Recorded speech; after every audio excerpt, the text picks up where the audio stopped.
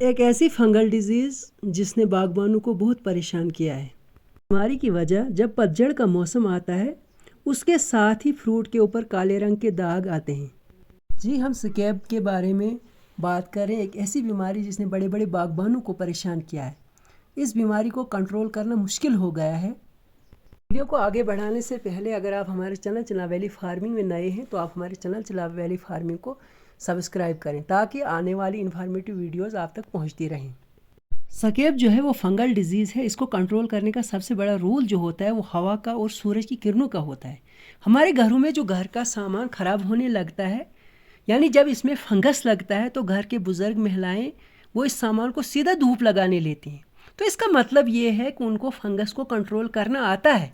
Fungus को कैसे ठीक किया जा सकता है उनको पता है कि धूप लगने से ये फंगस ख़त्म हो जाता है।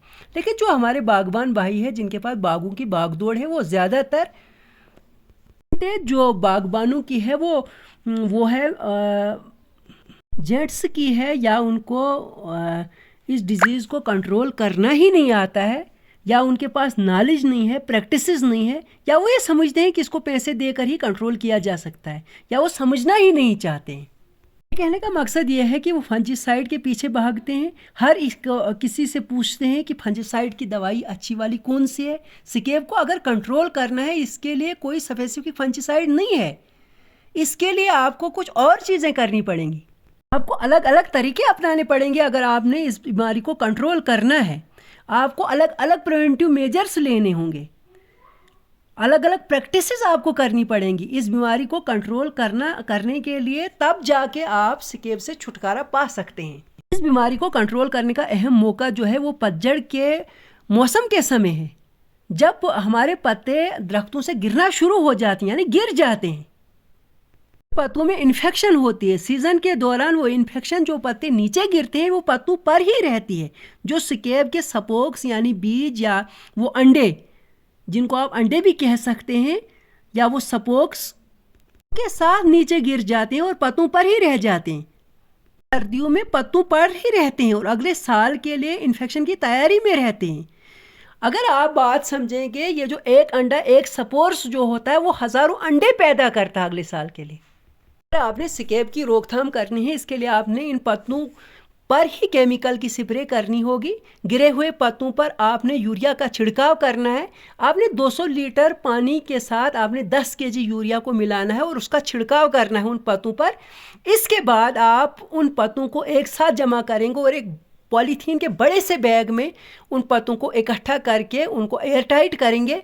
उसके बाद आप उस थैले को कहीं धूप की जगह पर रख देंगे ताकि वो पूरी तरह डिकम्पोज हो।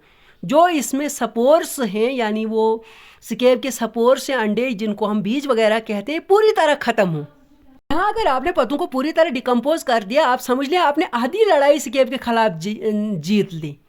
क्योंकि अगर आप ने ये पत्ते बिल्कुल डिकम्पोज कर दिए तो जो स्कैब के बीज वगैरह थे वो पूरी तरह मर जाएंगे।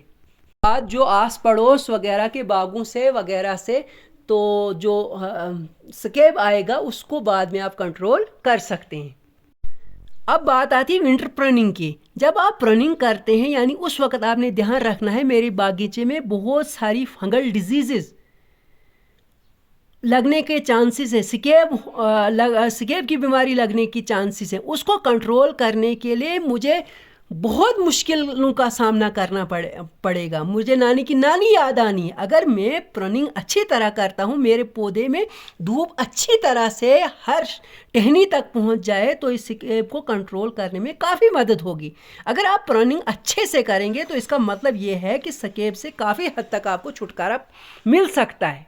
अगर प्रनिंग करने के लिए आपने किसी एक्सपर्ट को लगाया है, खुद आप प्रनिंग नहीं जानते, आपने खुद भी वहाँ रहना है, आपने खुद सीखना है, खुद आपको कष्ट करना पड़ेगा, तो तब जाके आपकी प्रनिंग अगर अच्छी हुई इसका मतलब स्कैब से भी आपको काफ़ी हद तक छुटकारा मिल सकता है।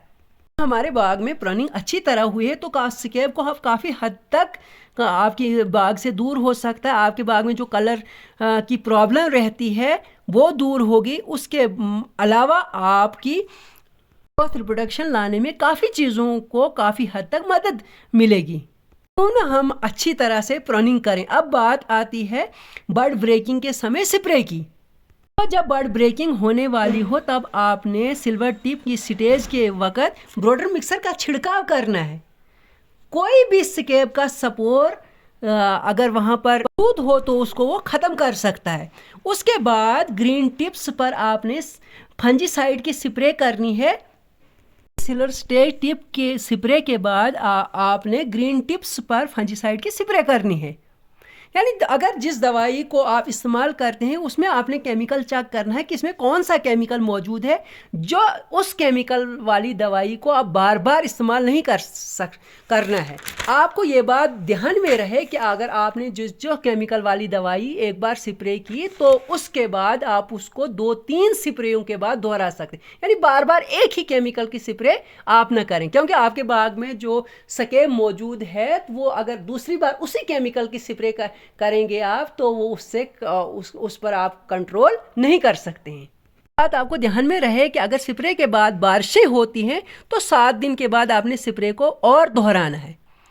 तो अगर आपके विंटर प्लानिंग अच्छी हुई हो, आर्चार्ड सैनिटाइजेशन अच्छी तरह से हुई हो, सिल्वर टिप्स पर आपने बोरो मिक्सचर की स्प्रे की है तो फिर आपको बार बार स्प्रे करने की ज़रूरत नहीं पड़ेगी।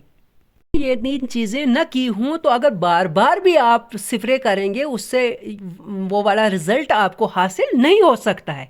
अगर आपने पत्तों पर स्प्रे अच्छे से नहीं की, तो विंटर प्रूनिंग अच्छे से नहीं की, तो आर्चार्ड सैनिटाइजेशन अच्छे से नहीं हुई, तो अगर उसके बाद आप बार बार केमिकल का स्प्रे करेंगे तो अच्छा रिज़ल्ट नहीं आएगा। तो आप यही कहेंगे कि ये दवाई रिज़ल्ट नहीं दे रही, इस दवाई कोई कमी है, ये दवाई शायद ठीक नहीं है। आप हर एक से पूछेंगे ये दवाई अच्छा रिजल्ट नहीं दे रही है। ये आपको पहले से ही प्रिवेंटिव मेजर उठाने पड़ेंगे। अगर हम घर की बात करें, अगर आपके घर में गंदगी रहती है, आप बार बार मक्खी की दवाई का छिड़काव करते हैं तो मक्खियाँ मरती भी हैं लेकिन उनकी तादाद रोज़ बरोज़ फिर बढ़ रही है। इसकी वजह यही है कि आपने घर में सफाई रखनी थी, आपने आसपास में कूड़ा करकट को जमा होने नहीं देना था, तब जाके आपकी एक ही स्प्रे, एक ही दवाई के छिड़काव से मक्खियाँ ख़त्म हो सकती है। यही बात हमारे बाग की भी है। अगर अपने बाग को आप साफ़ रखेंगे, अपने बाग को पहले ही से आप ख्याल रखेंगे, ध्यान रखेंगे, तो अच्छी तरह केयर करेंगे तो काफ़ी हद तक आप स्केब को कंट्रोल कर सकते हैं। अगर आपके बाग में घने पौधे हैं, आपने प्रूनिंग अच्छे से नहीं की है, आपके बाग में धूप अच्छी तरह नहीं आ रही है, आपके बाग में बहुत घनी टहनियाँ हैं, बहुत पत्ते लग गए हैं क्योंकि आपने प्रूनिंग अच्छी नहीं की, आपके बाग में अंधेरा होगा, लाजमी तौर पर आपके हर पार्ट्स, पौधे के हर पार्ट्स में धूप नहीं पहुंचनी है, जिसके बिना पर आपके बाग में ज़्यादा से ज़्यादा स्केब यानी और फंगस डिजीज़ लगने का खतरा रहता है।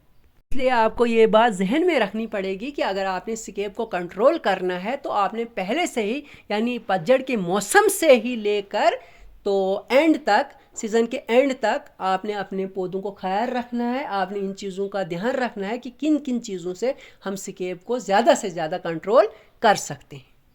मज़ीद अगर आपको हमारी वीडियो अच्छी लगी तो हमारी वीडियो को आप शेयर करें, लाइक करें। उसके अलावा अगर आप कोई राय देना चाहते हैं या हमसे कोई राय लेना चाहते हैं तो आप ज़रूर कमेंट में लिखें, क्योंकि आपका कमेंट हमारे लिए बहुत अहम है।